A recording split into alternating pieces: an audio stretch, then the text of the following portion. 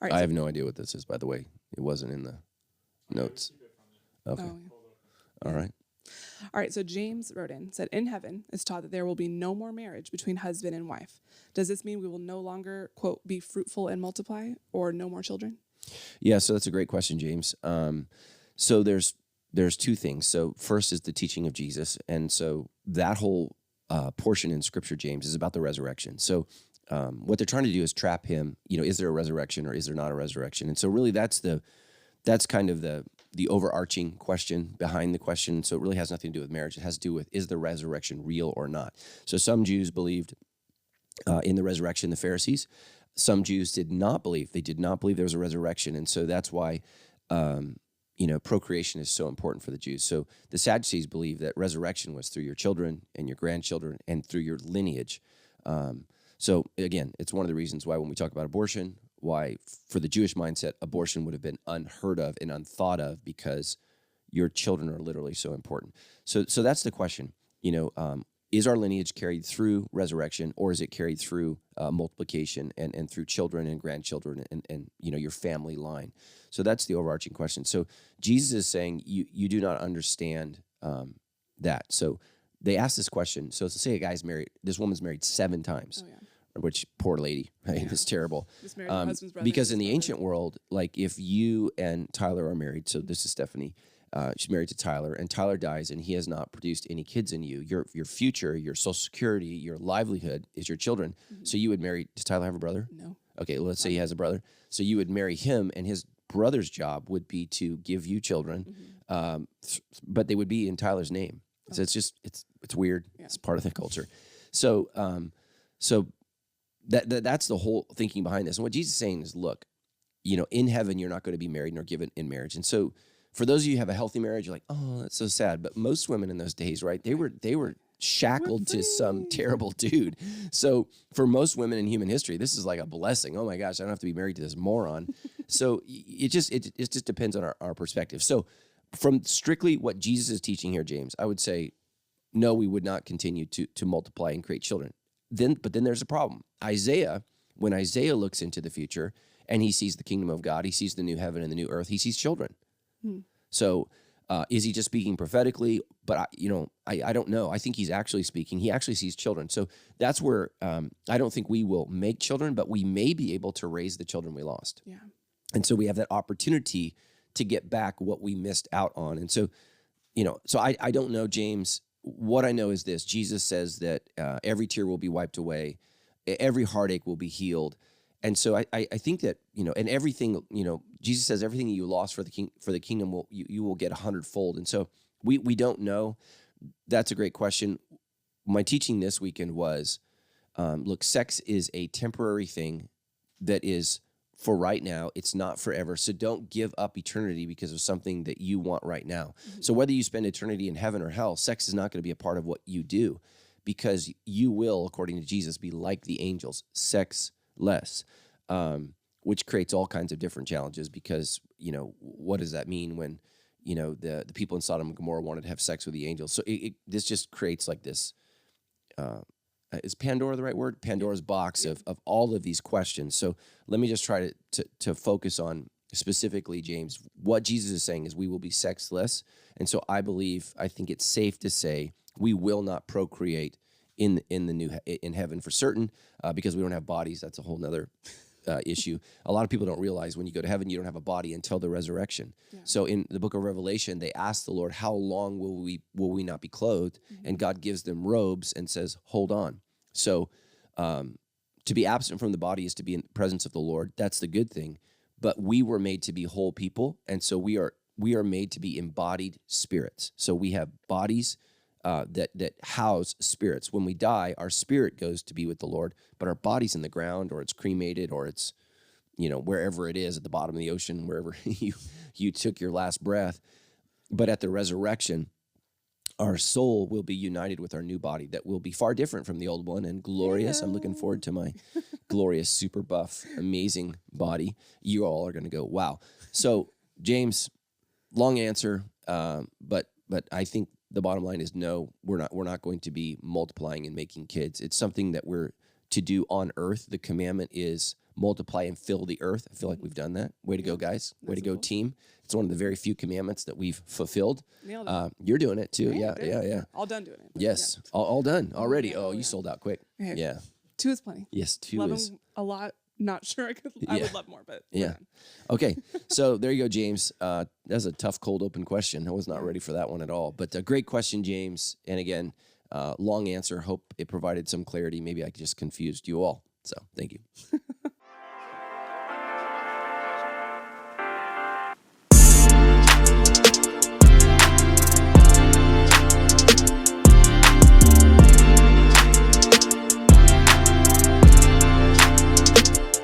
Well, hey, everybody, and welcome to a new season of the Debrief Podcast with Matt Brown, the podcast where author and pastor Matt Brown debriefs current issues shaping our culture from a spiritual perspective and answers your questions about Christianity.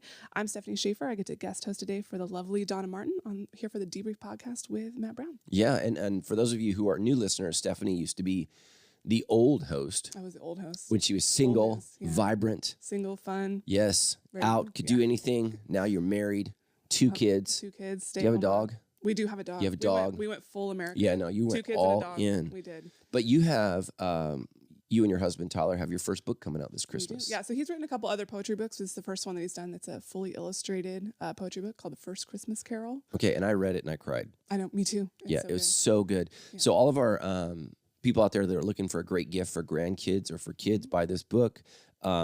Seriously, I Yeah. cried when I read it. I thought it was great. Well, and your daughter Kennedy did all the Yes. illustration for it, and it's beautiful. Yeah, She blew it away. so my daughter did all the illustration. Your husband did all the writing. I think you did all the editing. I did all the editing and all the stuff to actually make it a real book now. Yeah. So, So how can they get that book?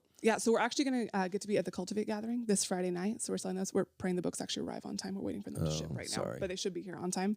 Then there's a local shop here in town that's going to be selling them. And then What shop?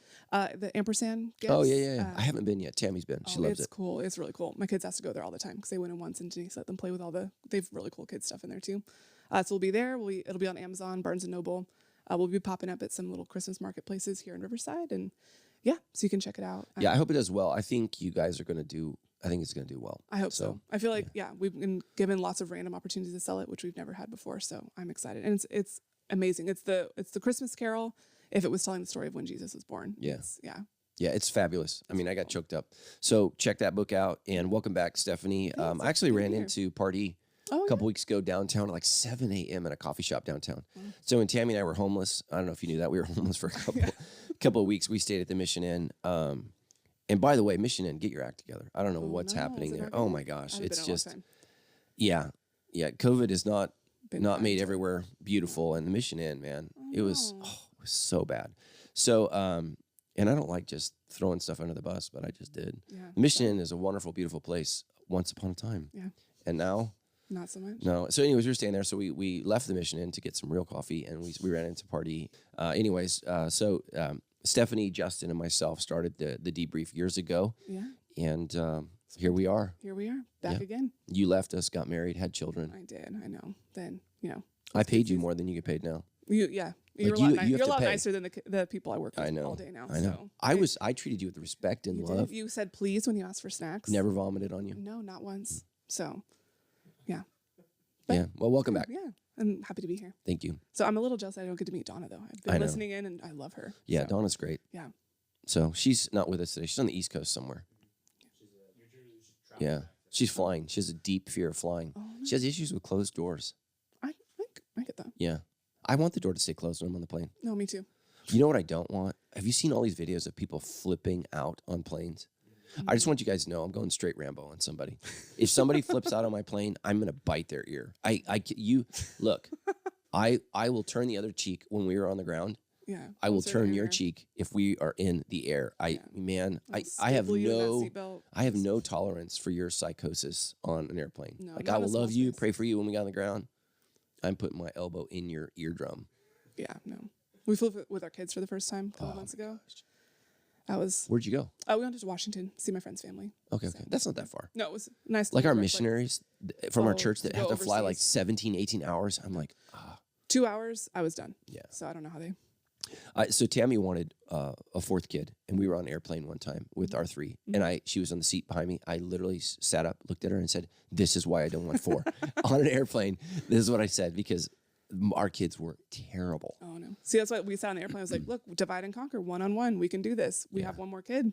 I know. That kid's Well, on their we own. had that third kid, so, and that's why I have so many gray hairs. Yeah. Thank you. Gray is gorgeous. I'm letting my gray hair come out soon. Eventually Yeah. here, so.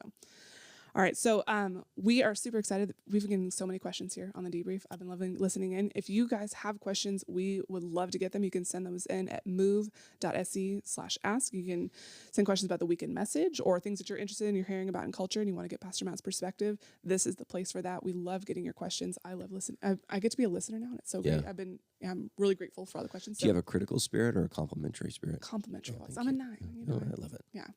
I love the 9s. We love you. Thank you. We love all sides of you. Oh, thank you. So I am super excited that I get to be here after you preached a message on different sexuality this weekend. Can you just kind of summarize your sermon and kind of why you Yeah, talk about that? when you were single, you were living with me, right? I was. Yeah, well, I was engaged. Yeah. So I got you. I got you to the throne, didn't I? You did. I yeah. did. There's no better way to have self-control than knowing you have to go sleep at your pastor's house. I know. So I'd be like, "What'd you do? How are you guys absolutely doing?" nothing. Yes. Yeah. So poor Stephanie. So right before you got married, I think you guys were trying to save money to get a place or something. Yeah. That's weird though. So I'm your boss, I'm your boss, pastor, yeah. and I was your landlord. Yes. How was I? Great. Okay, good. Great, Yeah, yeah. good. Yeah. Yeah, we've had I don't know how many employees over the years we've had live at from Sandals live with us. Some Oh, went that's great, some Not so- not so great because living with people is not, that easy. But so it's something that I'm really passionate about. And again, I mean, you can testify to the fact that I don't just preach this, I believe this. And it's something that I Absolutely, wanted yeah. so badly for you, Yeah. to make it to your wedding day. It's not easy, especially you guys were older than some couples. I mean, I think, were you 30? I was 31. I Okay, was so 30 when we met, 31 when we got Yeah, married. so you were 31 years old, and so it's not like you were 18 and 19, and I'm like your dad, Stephanie. You need to make it. But I was just like, look, you've made it this far. Yeah.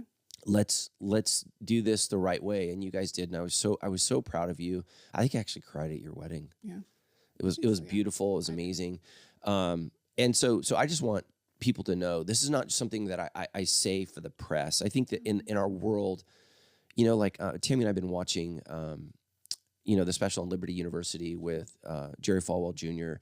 And what just makes me so sick about that is that they're standing up for conservative values on the one hand, but privately they're living this disgustingly repulsive life where I think even non-Christians would be like, okay, that's weird. Yeah, That's weird. So let me say this about anybody who's watching that podcast. I'm friends with a lot of people. So Tammy and I are watching that that show. And my friends, like I'm watching them on video. And what makes me so sad is that they're being pulled down into that. And I know that they agree with me. And so, Jerry Falwell Jr., obviously has some issues, but his little brother, who's my friend, who's now running the university, he's legit. Yeah. He's a completely different person, but you're never going to hear that story. No. You're only going to hear the prodigal son story. You're not going to hear the other son who's now trying to pick up the pieces and the damage. And so what I would say is for all of our doubters out there are a lot of Christians out there who are really trying to live this. This is something that we're trying to honor God with our bodies. And it's not this hypocritical, I say one thing and do another, but this is something that we're actually doing. And so the reason that I preached on a different sexuality is I think we've gotten too comfortable as Christians thinking, oh, this is the norm. Yeah. So the norm is right, one man, one woman, married for life. That's no longer the norm. And so we have to see ourselves as different rather than the same as everybody else. And this is why I think so many Christian parents are folding on this issue. It's like, oh, well, times change. Yeah, but we're not called to go with the times. We're called to go with the one who made and invented time. So, our beliefs are timeless. Now, we have to figure out how to live those out according to the time in which we live because culture does matter. But we are called to live a different sexuality. And, Paul says, let there not even be a hint of promiscuity named among you. And this is a big issue for Sandals Church because we attract a lot of non-Christians, non-religious, many people who have broken lives, messed up lives. And so I don't want you to feel judged, but I want you to have judgment in terms of what you do with your body. And this is such a huge issue. when you read throughout scriptures, sex comes up in almost every single book because it's one of the ways where I think if we're not careful, we're the most animal-like. Yeah. So we just follow our impulses, our desires, and God has not called you to follow your natural desires, but he's given you heavenly desires. And so that's attention. And so for everybody that's young, I was saying this to one of our staff members that's in his 30s, and he's single, and, lust is just still an everyday problem. And here's the beauty, and I want everyone to listen. It does get easier as you get older. It doesn't go away, but it does get easier as you get older, and it's easier to manage these desires.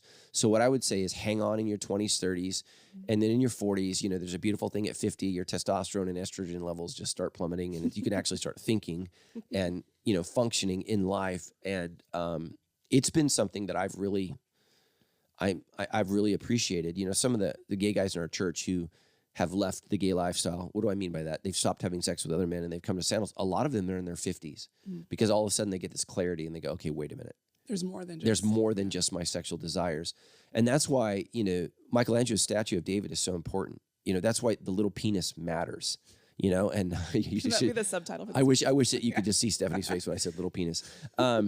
Because when you look at what is Michelangelo saying is the true beauty of man. He has an oversized head and oversized hands. Mm-hmm. And so what we do with our lives is both mentally and physical, but it's sexual is such a small part of who we are. And so he's minimizing the penis and the testes in that statue. And what's so sad is, Christians want to cover that up. And that's why I said, it's not nudity, it's the message behind the nudity. So artwork, when it's art, right? So we live in a culture where they try to, well, it's art. No, that's porn. And you know it. You know pornography when you see it.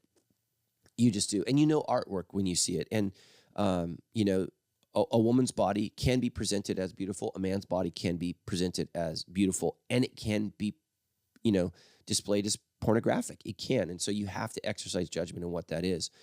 But it's just such a huge issue for us is what is the messaging that's happening behind this? And the overall arching message in our culture is if you just pursue your sexual desires, you will be happy. And what I want all of our listeners to just wrestle with is when is that ever true? Yeah. It's never true. There is no and they lived happily ever after. After you've had sex, you now have to deal with what you just did forever after. And oftentimes the sexual attraction, which is the easiest part of the relationship. The hardest part is emotional intimacy, spiritual connection, and then just the work of the relationship. The logistics of relationships. Because, when you're getting ready to date somebody, if you're single, you really need to ask, can I work with this person every day? Because it's a job you don't get paid for, but you have to work with them. You have to work alongside them. And, whenever Tammy and I have had a sexual issue, it's almost always the result of logistical issues. Yeah. We don't have time. We have too many things in our schedule. There's her desires, my desires. There's the things that need to get done. We have different lists, different priorities. And so, how do we make that happen? And so I just want everyone to listen is if you just pursue your sexual desires, you will end up extraordinarily unhappy. Yeah. It does not. We have now had 50 years of the sexual revolution. People are not happy. Mm-hmm. Women are the worst. 75% of all divorces instigated by women. Mm-hmm. So we have this narrative. So we have this cultural narrative, right? That men are dirtbags. Mm-hmm. We're the cheaters. We're the leavers. I think that was true in a time, but it's shifted because what women are finding out is I'm not happy. Yeah. I mean, you were a career woman when I met you, like all in, I'm going to change the world. Weren't you going to be a doctor or something? Yeah. That's what I want to do before I realized I would have to major in biology or chemistry. Yeah, right. So Stephanie's really smart. So she had a lot of opportunity, unlike myself. I was lucky you're smart too. Well, thank you. I was lucky that any college let me in. You could have gone anywhere, but your desires have changed. And so that's what I would say to the young people is you have no idea how much you're going to change as you age. So don't screw up your future with your desires for today. Yeah. And you just will. And it's why Pinocchio is so important. Go back and watch Pinocchio. Pinocchio is the story of a young boy running from responsibility and wanting to do whatever he wants. And so what happens? He turns into an ass and becomes a slave. So what does he have to do that? So he runs away from his conscience. Mm-hmm. Jiminy Cricket in the book, do you know he kills him in the book? Oh, he does? In the book, he smashes him against the wall. And so that's what Paul's saying, right? You know, they've seared their consciences. They've grown callous. They pursue darkness. They do not want to feel convicted about anything. You know, like with gay pride. Why is it pride? Like we don't have straight pride. It's this. Not only is glorifying what you're doing. It's saying, not only is this not wrong, but this is right, and I'm proud of it. And it's like, whoa. Mm-hmm. I'm straight. I'm not proud of all the desires I have. Yeah. You know, I mean, there's a lot of things where I'm like, whoa, that's dark. And so we desperately need kind of a reset. We need a moral reset. And I think what Christians have been doing is we've been trying to reset culture through elections. Well, we just had one. Mm-hmm. It didn't go well. Didn't really reset much. No, it didn't reset, you know, anything. And now people are like, you know, what do we do? I said, well, you get back to being the church, and you start evangelizing and sharing Christ. And I don't believe we change people through votes. We change people through sharing Christ. Yeah. That's how we change people. So tough message. I actually got a lot of good feedback. I haven't gotten any grotesque feedback yet, so I'm sure it's coming. But just you know, I got overwhelming positive response from people. Because what I shared, and if you didn't listen to the message, go back. I think there's one point in the message where I go, okay, I'm going to just pull the pin from the grenade. I'm going to roll it out there, and I'm going to dive on it. Because what I'm saying is so against culture. But that's how Ephesians was written. Ephesians was against culture. So give us your feedback. Go back and watch that message and send us your questions. I'm sure that there are tons of questions for people who haven't got a chance yet to listen to it. So thank you. No, I'm super grateful. And actually, we're going to kind of continue that conversation. You talked about pulling the grenade. Even having a great conversation here on the debrief, just about, you know, those who struggle with same-sex attraction, what that looks like when you're following Jesus. So Megan actually on YouTube sent in a question. Thank you, Megan. She said, I love your explanation on how struggles of same-sex attraction should be dealt with and how it's the action, not the attraction, that's a sin. Having friends and family who identify as LGBTQ+, it makes me feel more confident in how to approach conversations on sex and my faith. Here's my question. I feel like a common response to the topic of homosexuality in the Bible is, why would God make me this way if I'm not supposed to act on it? Do you believe that God truly does design some people to be gay, or is it just a product of sin and Satan that has targeted certain people?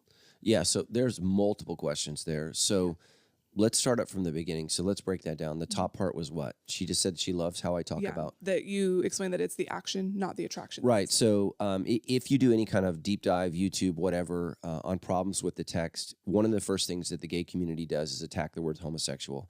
And they say it's a bad translation. It probably is. And then they'll say, well, it's a made-up word. I want everyone to know every English word in your Bible is a made-up word. So they didn't exist when the Bible was written. So every word is translated. So that's one of the things that they use that's kind of like, you're like, oh, wow, I didn't realize it was made up. Every English word is made up. All language is made up, and it's built upon the backs of a previous language, because language is evolving and changing. All languages do. Like if you and I went back and tried to talk with Shakespeare, we'd be really, really lost, because there's so much. Like, do you know what the Old English word for man is? No. It's were. And it only survives in the word werewolf. You ever wonder? It's man wolf. Huh. So right. So, but like we don't, and I think woman is with. Okay. So I think that somebody can go back, but language changes. It wasn't always woman and it wasn't always man. And so language is changing, and we see remnants of the Old English in werewolf, but that's the only place where it stays. Yeah. And so stuff like that is just weird. So we have to understand that.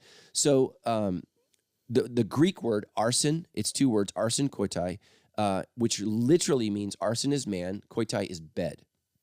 So the prohibition is against men bedding other men.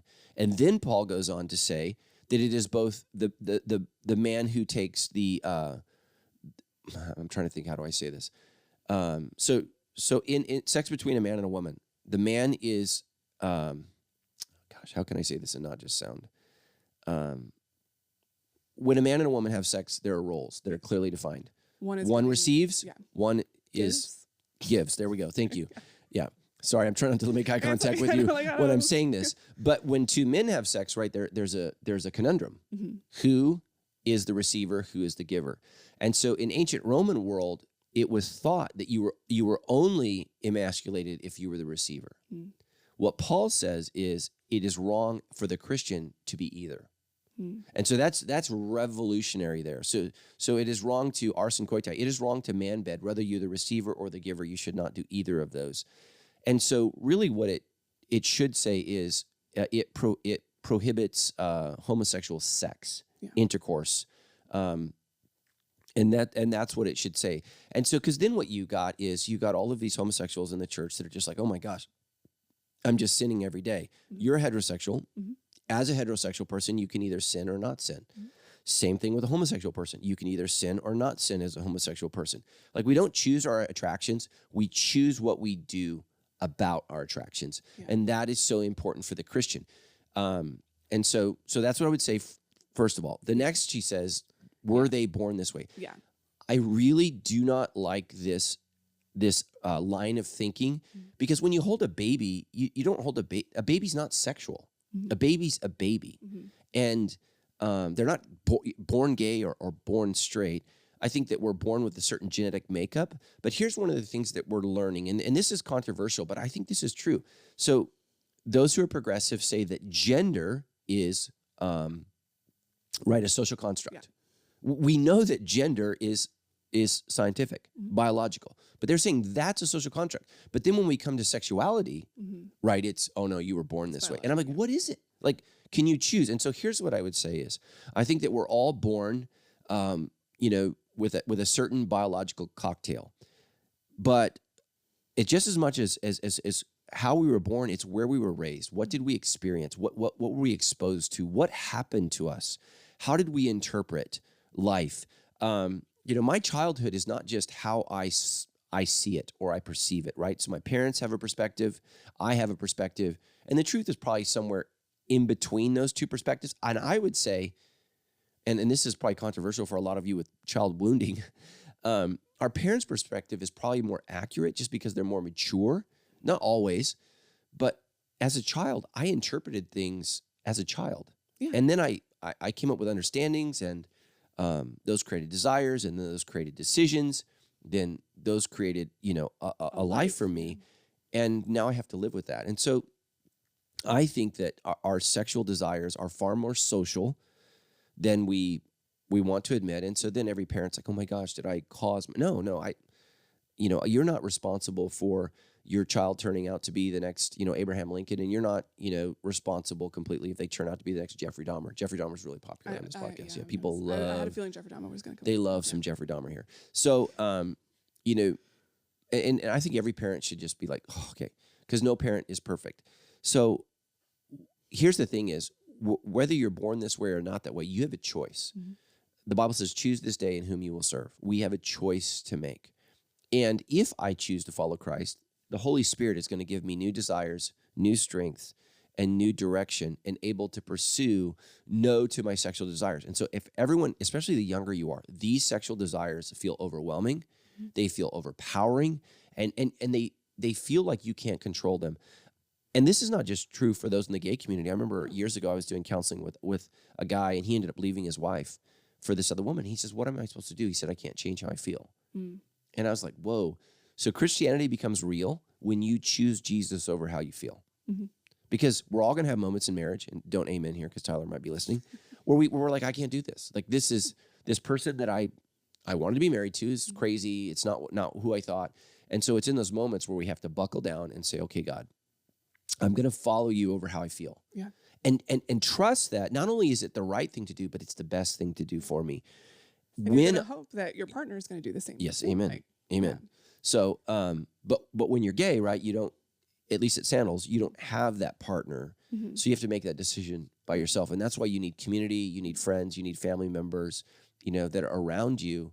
So I just don't like the line of thinking born gay, not gay, because you don't get it both ways. You don't get to say that gender is a social construct, but homosexuality is not. So I think it's I don't think that we understand sexuality completely. And that's not to say that I don't believe that male and female are biological truth. I think that those things are real, but how we feel, what we're attracted to is shaped incredibly by how we experience the world and then how we interpret how we've experienced the world. And those things impact us and affect us. And so if you're gay and you're listening, God has a calling for you. Some people in our church, have a strong attraction for the same sex, and they have a small attraction for the opposite sex. So what I would do is I would pursue, if you're like, I can't be single, singleness is not for me, I would pursue that small attraction and ask God to, increase that.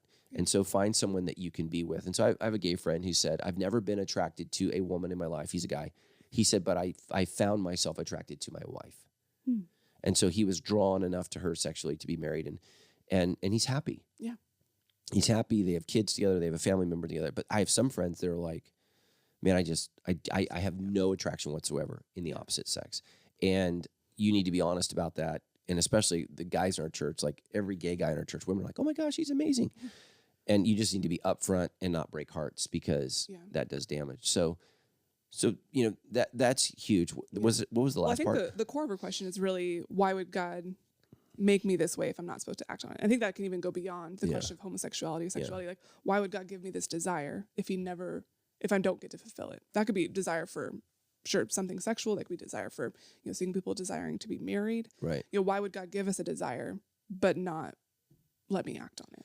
Right. And so here's the thing is, desires come from your sinful nature. So not all desires come from God. And so this is, I'm not comparing homosexuality to murder at all.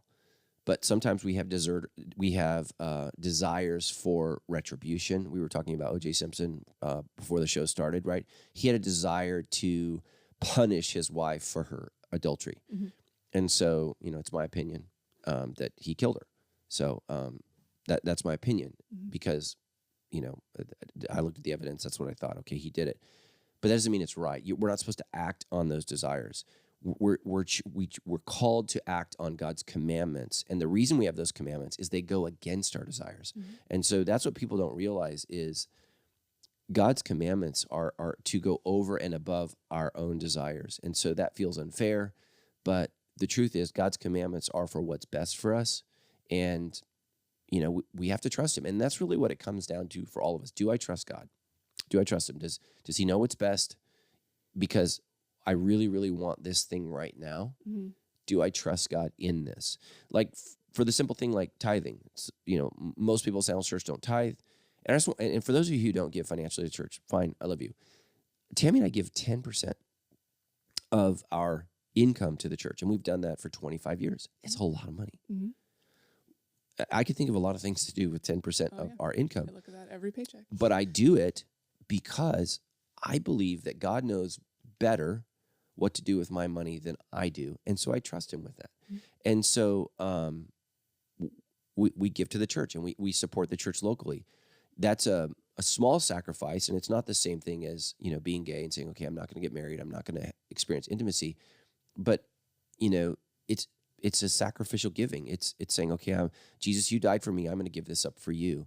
And there's beauty in that. And God's not asking us to give up something that's good for us. He's asking us to give up something that's bad for us. And I may not understand that. Yeah. I may not understand, that. And so for Paul, he believes that there's something wrong that happens to the man in the New Testament when he either engages in sex with a man or is, whether he's the giver or the receiver, that it does something to you. Paul says in 1 Corinthians that sex is a unique sin in that it is a sin against your own body. Mm-hmm. So Christians love to say all sin is the same. Well, you've not read the scriptures. So, and it doesn't mean if you're in sexual sin, you're worse. It just means that what you're doing is worse to your body. Look at that in terms of disease. Mm-hmm. Look, I don't know if I said this in the message. Look at everything we did to prevent people from getting COVID. Yeah, we do nothing to prevent people from getting sexually transmitted diseases. Mm-hmm. Nothing. They're seeing throat cancer. That it's spiking in the UK. And why is that happening? Oral sex. Because we've made a decision as a culture that oral sex is not sex. Turns out it is. Treat your body the same. It is. And if it has the word sex in it, it's sex. So we're seeing young people now in their early 30s, late 20s, getting esophageal cancer, throat cancer, all kinds of cancers, because we've said as a culture, it's not sex if it's oral. And it's like, wait a minute, it is. And now, think about that. It's skyrocketing amongst young people because they think they're practicing safe sex, and it's not safe. And so God knows what's best for you. And what he believes is best is that it's a man and a woman committed together in holy union, blessed by the church, to, to love and care for each other in sex. And so this is a huge issue. I actually got a question. I don't think you got this, but a woman was asking me just with the whole trans issue. And she said, my daughter's, has said she's asexual now. She's not male nor female. She wants to change her name. What should we do? And so many parents are going through this. And again, a great book for everyone out there is called, oh man, my mind just went blank. It's by Abigail Shrier. Irreversible Damage. There we go. Irreversible. It was back in there. I just got to find it. I'm on cold medication. By Abigail Shrier, and it's Irreversible Damage. And again, we're seeing this huge spike, particularly amongst women.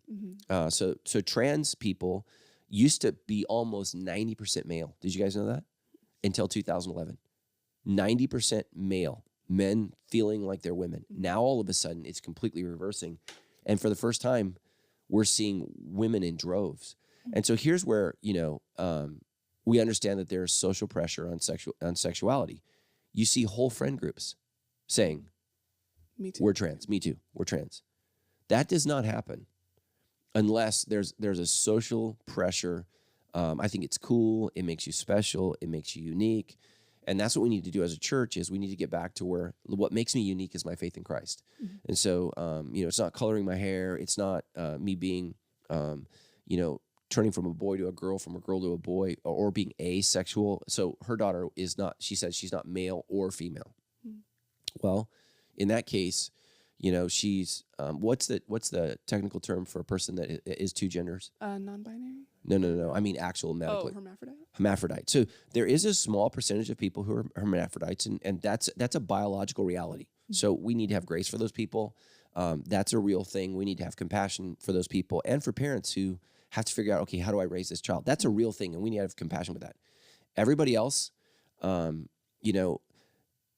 if it, and again, I'm pulling the pin and throwing myself on the grenade to our trans community. So here's the hypocrisy. And my cousin is trans, and I love him very much. So it's not a medical condition, right? It's just something that we need to embrace. So here's my question. Then why is Kaiser Permanente treating it? Kaiser Permanente is not in the business of treating anything that's not a medical condition. So when you go to the hospital and you have medical insurance and they're going to treat you for something, there has to be something wrong for them to treat you.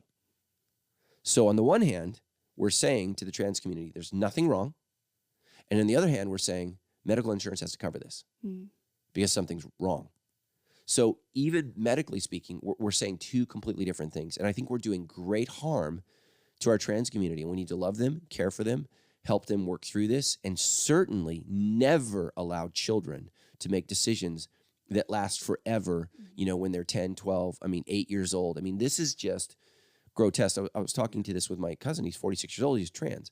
Look, I said, you're 46 years old. I love you. You're at 46, make your decisions. Yeah, you do. But when you're 16, you don't need to be doing this. This is ridiculous. And, blocking puberty, blocking growth, these things are just horrific. I worked with a family in our church. Their son wasn't growing. He was really small. You should have seen the hoops they had to get through to get him growth hormone because of all the side effects. Yeah. Now, if their son wanted to become a girl, red tape's gone. Yeah. You get straight to the front of the line. It's just ridiculous.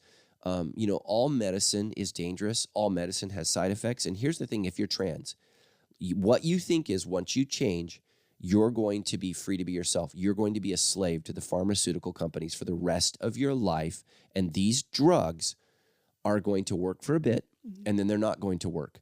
They're going to have some positive effects, and they're going to have extraordinary, terrible effects. That's what drugs do. They don't just magically, there's not like a magical pill, that has no side effects. These have huge side effects, especially when we're dealing with hormones. Hormones is like, it's just really, really difficult to get that right. And so here's what I told her. She said, what do I do? If you're a parent and you have a kid who's gay, you have a kid who's trans, you never pull away from them. All the passages of scriptures about having nothing to do with a believer who's in sin, that doesn't include you if you're a parent. You are to love them forever, and any church that tells you to have nothing to do with your child because they're gay or trans is a cult.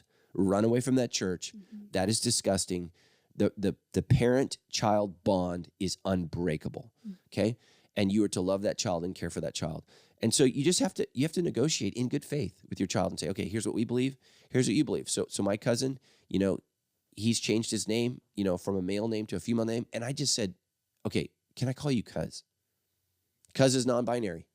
And we agreed. And so I just call him Cuz. Hey, Cuz, C-U-Z. That's what I call him. And he knows who I'm talking about. I know who I'm talking to.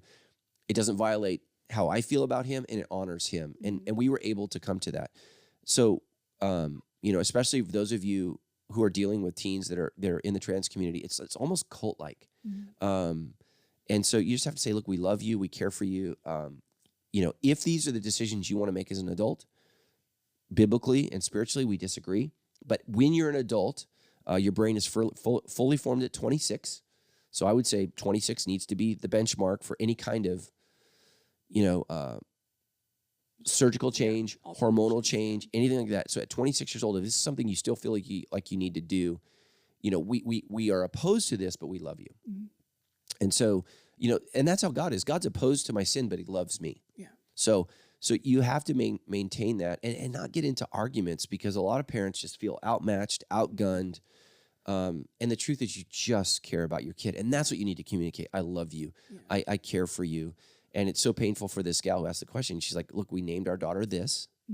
She's changing her name. And if you're trans, you're rejecting the name that your parents gave you, which is not honoring to your mother and father. I mean, there's so many issues there. Yeah.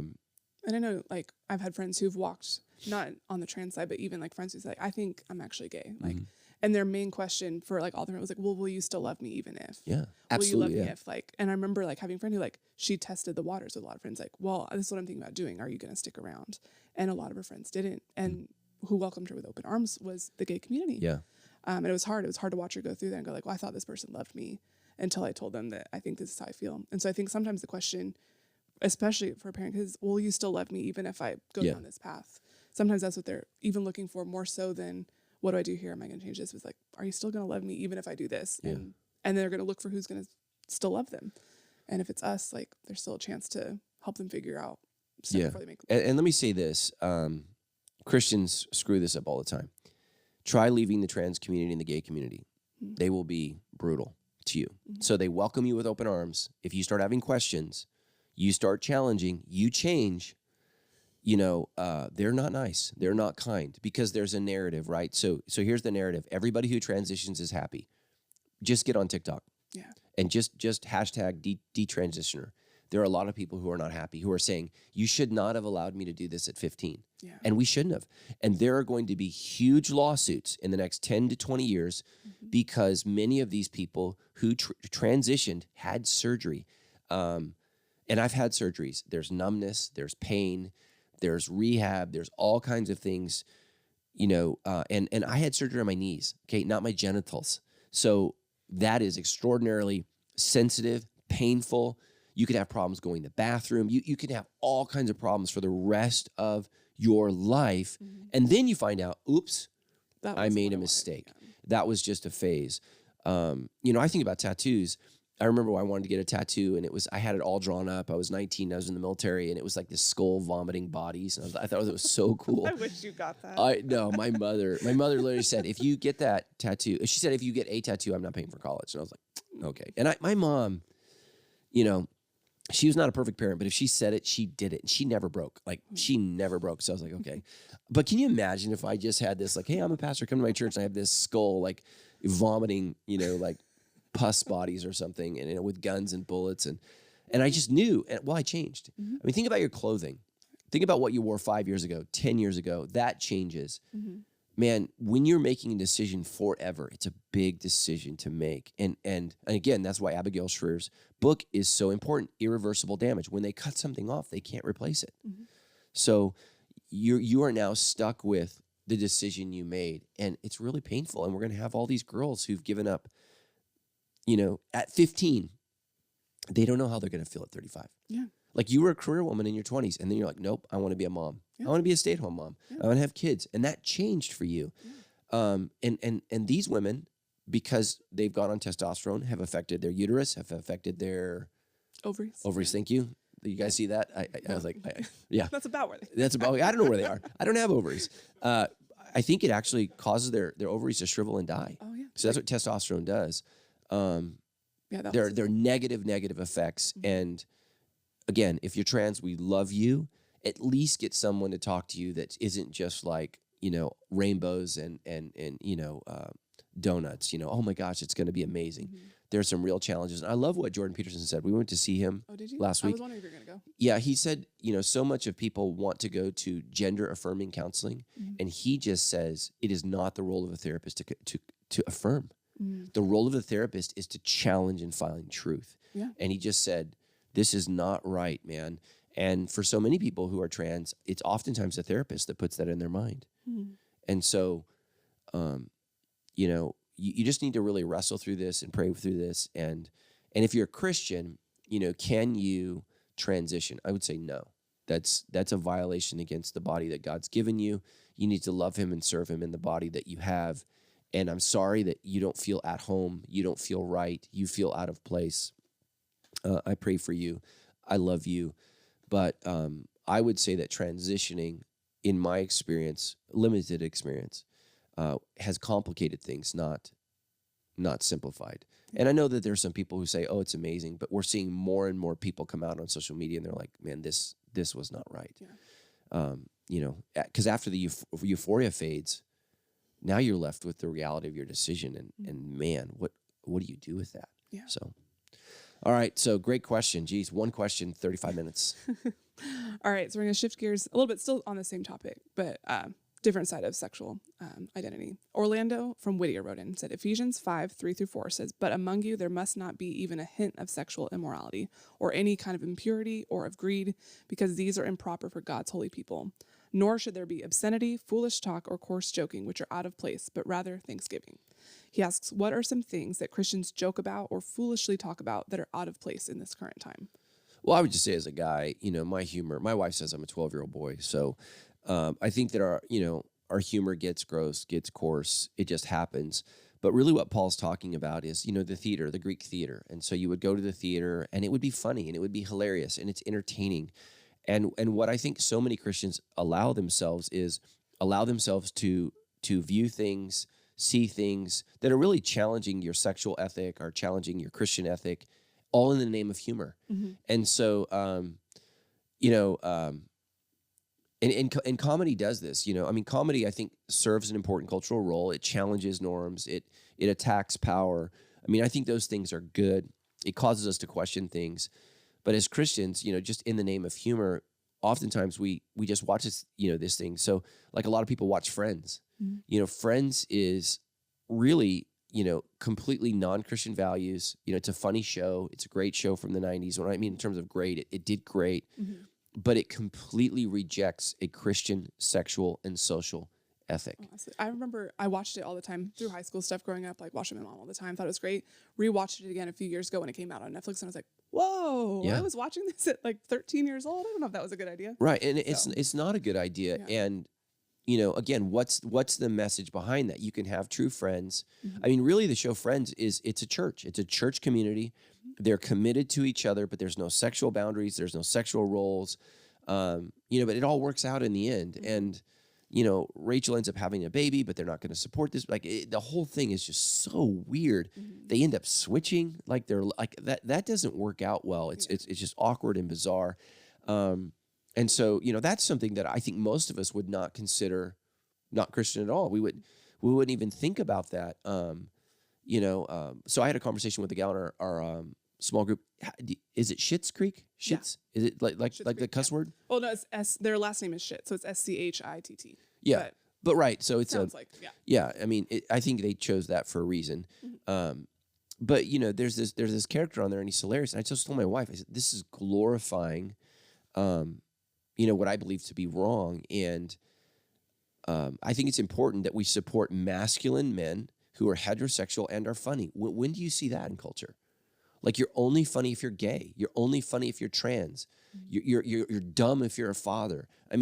When's the last time Disney had, a program that their parents are even alive. Yeah, usually. yeah. I'm watching a lot of Disney with my kids right now. I'm like, their parents are all dead. I have to explain this to my kid. Like, Yeah. And so, part of the effeminization of culture is media. And so I don't know if you guys know this, but they realized in the 60s and 70s that women and children are the ones that primarily watch TV and buy things. And so there was this huge shift away from pursuing men because men don't buy, they weren't shopping, they weren't buying things. And it really has led our culture into effeminization. And so we're seeing that amongst our men. Our men are not masculine. Testosterone levels, sperm levels, all these things are dropping. In the book, The Boy Crisis, what he says so well, and I can't think of his name, if you guys can put that in the show notes, The Boy Crisis, whenever one sex wins, so male or female, the other, we both lose. And so we need to not have, for far too long, women were mistreated and treated terribly and treated as second-class citizen. That's terrible. But now we've tilted it the other way, and men are just, put down, shamed, just completely destroyed. And that's not good either for women because women are miserable and because there aren't men out there. So I think we need to really just say, okay, what am I watching? And again, what is the message behind this? Some things are funny. Like, the joke about, the pastor's son, he's like, my penis. That's cute. It's funny. He's 3 years old. He has one. He's just discovered it. He wants people to know. That's funny. That's cute. Now when you're 30, not so cute. Probably you need to go to jail. Yeah. So, so I think we need to be careful of that. So I don't want us to become prudes. I don't want us to become, I don't want us to lack humor. I don't want us to not be compelling people intellectually. I think humor oftentimes is a sign of intelligence. I think that we should have humor, but we need to watch things and allow ourselves to be entertained by things that don't subliminally take away from our faith. And so, when I was a kid, the big thing was records backwards. So like they would play the record backwards, and young people are like, what's a record? It's called vinyl. But you'd play it backwards, it'd be like, the devil loves you or the devil hates you or something like that. And Christians, excuse me, would freak out about that. I'm not so much concerned as the backward message, but what were they saying forward? Like, music is destructive enough forward. You don't need to worry about what it says backwards or subliminally, but what is it saying? And so, you go back to the 90s, the show Murphy Brown, right? I'm going to have a woman. I don't need a man. Well, it turns out culturally we need men. Yeah. Culturally, children need fathers. And so now we have just this whole generation of adults that have no dad. And it's awful. And so, we shouldn't shame single moms, but we shouldn't glorify it. The best for every situation is a mom and a dad at home. That's the best thing for your kids. If you and Tyler split up, it's going to be devastating to your kids. It just is. And I know, we have people that come from divorced families who are like, well, I'm not that tweaked. Well, call me in 10 years. It affects when families are torn apart. It affects. I remember when I was in high school, my best friend came to my house and he said, what's the worst thing that could happen to you? And I was like, I don't know. I guess my mom or dad dying. I was like, what's going on? He's like, my mom and dad are divorcing. And he was a senior in high school. Oh, man. He's never been the same. No. Never been the same. And we're not friends anymore. But I just remember that. I was like, my mom and dad weren't perfect parents, but they loved each other. They were committed to each other. And I'm so grateful for that. And, that's important that you, especially if you're thinking about getting married, that you raise kids and you say, you know what, in our home life, because everything else is so insecure, we're going to do the best that we can to make it secure. And then, so many divorced people this week, and we're like, thanks for that, Pastor Matt, punch in the face. Look, I love you. I'm not trying to shame you or to hurt you, but I still have to preach truth. And there's a reason God hates divorce, and it's because of what it does to you as the husband or the wife and what it does to your kids. It's terrible. Yeah. So we looked up The Boy Crisis by Warren Farrell and what was the other author's name? John Gray. Okay. All right, so we got one more question we want to jump into here. Jamie from Riverside wrote in and said, I'm 47 and divorced, not by choice. I've been single for 4 years. Dating is scary, and the expectation of sex within a couple of days is heartbreaking, so I just don't date. It seems unsafe, but I'm ready for a godly man in life that shares my love for God and wants to experience life together.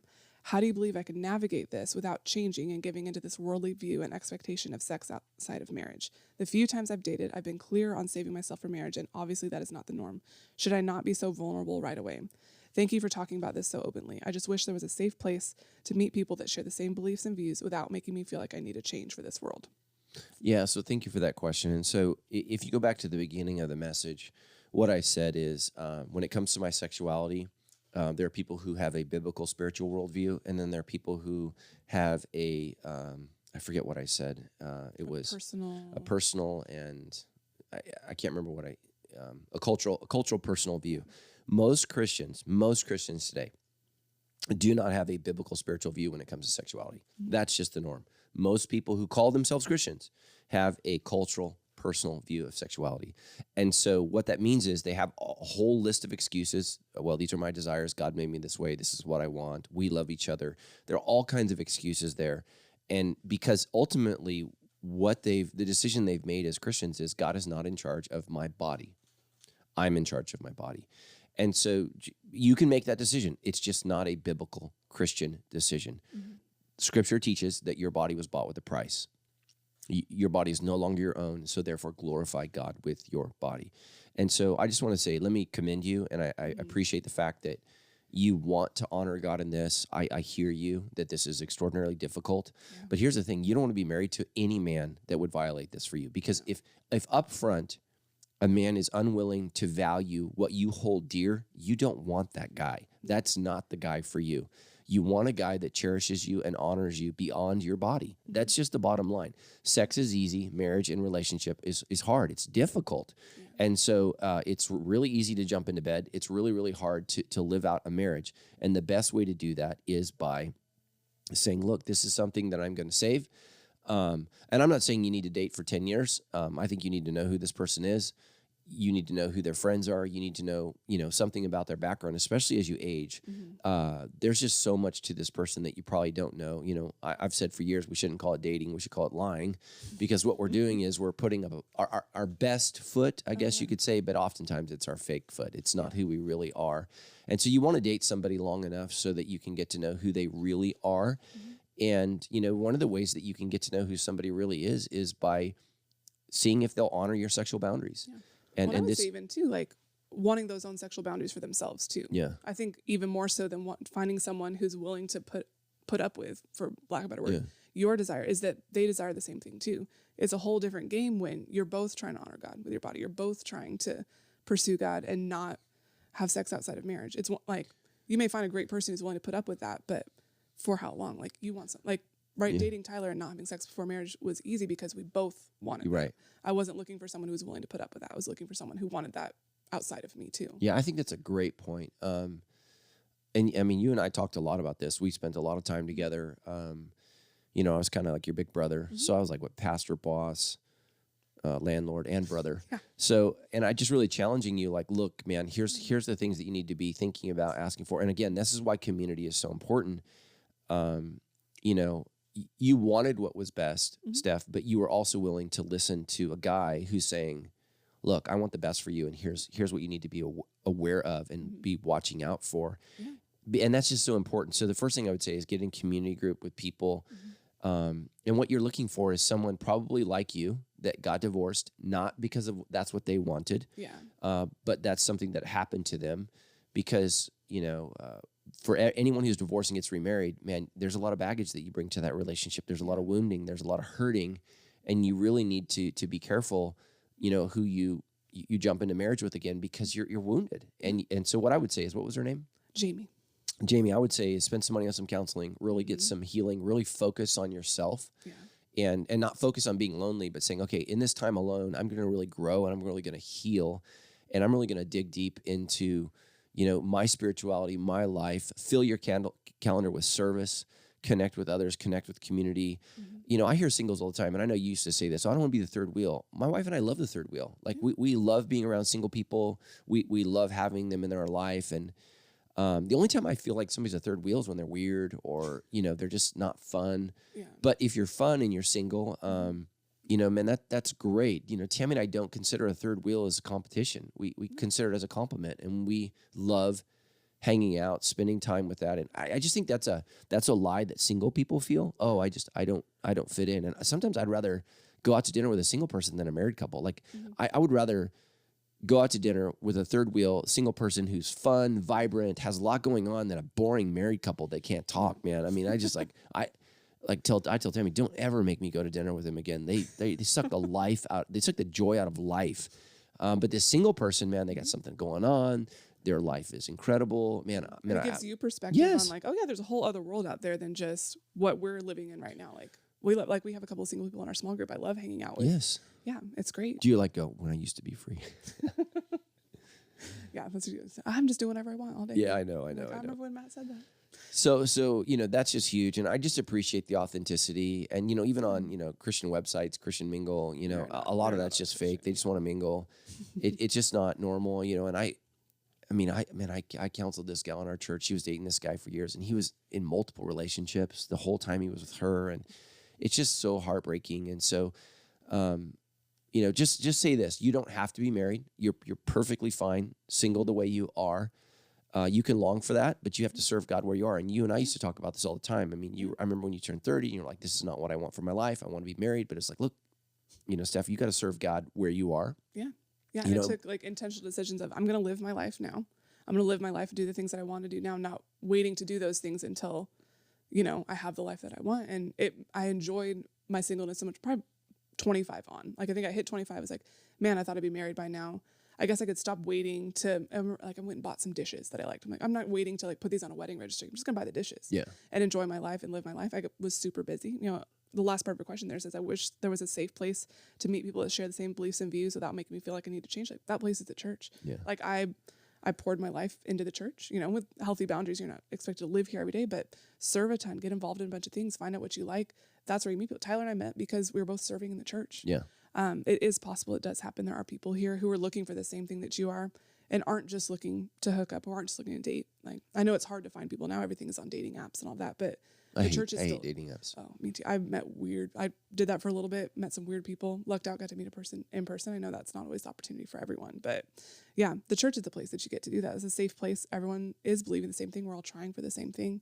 And you can find someone who is already trying to do the same stuff as you. You don't have to try to drag them along into what you believe. And so, there's really, because we never truly know who somebody is, but there's really like four things. Number one, church attendance, which I think is the bare minimum. Mm-hmm. Oh, so they go to church. Great. Okay. Well, that doesn't mean anything. We have total idiots at our church. So, it's a safe place to be real. Mm-hmm. Next, are they serving? What do they do with their free time? Like, so that's the first thing, so what's her name?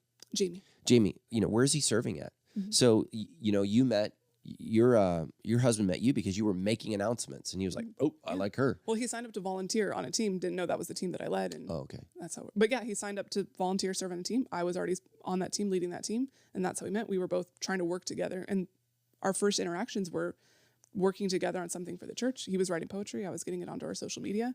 Like, we got to work together, not just meet and mingle. It was just nice. So attendance, service, and then giving. Do they give? Mm-hmm. And so here's why giving is so important if you're single, is it really shows you what they value. Mm-hmm. Like, is there any teeth to their faith at all? Mm-hmm. And so, and then the next thing would be, is sexual boundaries. Are they committed to sexual purity? And so, like I was in Atlanta last week, alone by myself in a hotel room, and my wife's just like, okay, are you going to be okay? And I was like, yeah, because my sexual ethic doesn't come from you. It comes from God. And so I'm not one person when I'm alone and another person with my wife. I'm the same person because I have a conviction about who I am. And so opportunity and location doesn't change that. I don't live one way when I'm with her, and I don't, live another way when I'm apart from her. That's not to say that I never feel tempted or anything, but when I do, I have accountability. I can talk to her. I have just 20 names instantly that I could call of people and say, hey guys, I'm really struggling with this. Could you pray for me? So that's just really, really huge. And just know, you don't have to be married to be complete as a Christian. Yeah. So 3 major singles in the Bible: Jesus, obviously, the Apostle Paul is another one that's huge, and Jeremiah. So, God says, I've chosen you to be single, and these people had an incredible, incredible life. And so marriage is something that you enjoyed. Hopefully there were things about marriage that you enjoyed and liked. And, you can look back upon that. Like Tammy and I right now are empty nesters. Mm-hmm. And so, we look back at those times, the things that we enjoy with fondness, and then we don't miss the things that were difficult because kids are difficult. Mm-hmm. But we don't just sit around depressed because those days are gone. We embrace the day, that it is. And life continues to change. I mean, that's the one thing that you can count on. Tomorrow will be different. Life keeps changing. You keep getting older. That's what keeps happening. And, this weekend at Sound Church is 25 years. That's wild. It is so weird to me. And I'm going to share this in the sermon, but I've been telling everybody that I started Sandals Church at 27. Total lie. I was 26. So this is what's so weird when Tammy clarified that issue for me. I have been at Sandals 1 year less than I had been alive when I started this church. Oh my God. I know. Tammy was not 25 when we started Sandals Church. So Tammy was 24. Oh wow. So she's been at Sandals longer than she was alive. So, the world keeps changing and life keeps changing. And I posted a picture on social media today of, some of our staff. I think that were on staff before you were here, and you're like a dinosaur at Sandals. But these are like, even further back than you. And, those people were great. They were here for a season. There's sadness in the fact that they're gone. But man, the church keeps going and God keeps bringing new people. And I just keep loving them and embracing them and celebrating them. And that's the thing is, just trust that this is the day the Lord has made. Let us rejoice and be glad in it. And whether you're single, gay, straight, whatever you are, I'm going to serve God today. I'm going to trust God today. I'm going to love God today. And I'm going to make the most of today. Yeah. And so I'll be praying for you. You know how much I loved you when you were single and prayed for you. I pray for all of our singles. I pray for all of our LGBTQ plus community. You guys matter so much to me. I love you. And that matters to me. And again, what I'm trying to teach you guys is Jesus said that there's a narrow road that leads to life. He says, broad is the road that leads to destruction. Narrow is the road that leads to life. And there are few that find it. I want every one of our listeners to be the few that find it. Yeah. The road to happiness. So this week, Paul said they have wandered from the life that God gives. Look at how miserable our culture is. We're fatter. We have more food, more things than we've ever had in human history. Poor people eat like kings today, and we're miserable. And that's because stuff doesn't matter. People are married and they're miserable. People are single and they're miserable. People are straight and they're miserable. People are gay and they're miserable. It's because we were made for God and we need to find him. Yeah. And so this emptiness, these wounds, these hurts, those are opportunities for you in that to find God who is the healer. And so why does God allow these things? So that perhaps Romans 8 says you might reach out and find him. So it's in our woundedness, in our pain, in our suffering that we discover a need for God, reach for God, and then ultimately find God. Yeah. Because if life was great, why were Adam and Eve looking at the tree of knowledge of good and evil? Because everything was great. They were bored. And they're like, you know what? Maybe we could spice this up a little bit. So, well, thank you very much, Grandma and Grandpa. Appreciate that. We all suck now because of your tasty fruit that you enjoyed. So, great question. Love you guys. Thank you for Stephanie co-hosting today. Yeah, it's good to have you back. Yeah, older, wiser. Yeah. Still beautiful. A little more tired, yeah, a little more tired. A lot more tired. Yeah. Yeah. Well, thank you guys so much for watching on YouTube, listening in on our podcast. Please keep sending in questions at move.sc/ask. Share this with your friends. There are great conversations happening here. Great conversations we would love to keep continuing as you guys send in questions and invite more friends to listen in. So thanks so much for joining us. We're glad you're here. Thank you so much for taking time to watch this content. It is my prayer and really my mission in life to help you further your relationship with God, building an authentic relationship with Jesus Christ and ultimately yourself, and I pray with other people around you. If this content is doing that, I want to invite you to move from being someone who watches content to someone who becomes a partner with us in developing this content. And the primary way you can do that from where you are is to donate today. You can go to donate.sc. And here's, if you're like me, I wonder, well, where does my money go? Well, here's the one thing I want you to know about us. We're not just an online platform. We actually have 14 physical campuses that are all across California that meet in just a myriad of different socioeconomic cities. And in some of these cities, there's somebody that's struggling, single moms, kids that can't afford to go to camp, kids that can't have an opportunity to get a backpack or something like that for school. And your money helps us to meet those needs right where they are. So what I would encourage you to do today is just pray about and say, God, what do you want me to do? And whatever God says, that's what I would encourage you to do. Because the Bible says God loves a hilarious giver, somebody who wants to give, somebody who's encouraged to give. And that's my prayer for you. And so I just want to thank you for praying. And for those who pray and feel led by God to give, I want to thank you for giving. Because here's the thing. If there are no givers, there's no Sandals Church ministry. We can't do ministry without the generosity of the people who are blessed by this ministry. So I just want to say thank you so much, and God bless everybody who's furthering their authentic relationship with Jesus.